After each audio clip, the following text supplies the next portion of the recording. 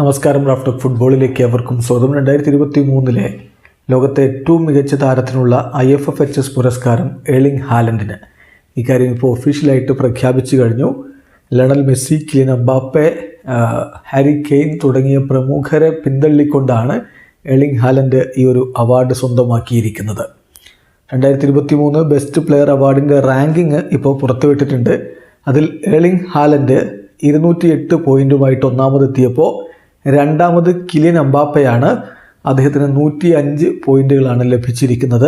മൂന്നാം സ്ഥാനത്ത് ലയണൽ മെസ്സിക്ക് 85 പോയിൻറ്റുകളാണ് ലഭിച്ചതെങ്കിൽ നാലാമത് റോഡ്രി വരുന്നു.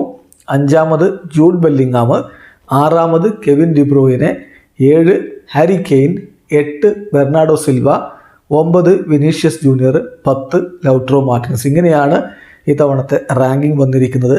ഏതായാലും ഇത്തവണ IFFHSൻ്റെ ബെസ്റ്റ് പ്ലെയർ പുരസ്കാരം നോർവീജിയൻ താരം, മാഞ്ചസ്റ്റർ സിറ്റിയുടെ സൂപ്പർ താരം ഏർലിംഗ് ഹാലൻഡ് കരസ്ഥമാക്കുന്നു. അദ്ദേഹത്തിന് ലഭിക്കുന്ന ആദ്യത്തെ IFFHS അവാർഡാണിത്. വീഡിയോ അവസാനിക്കുന്നു.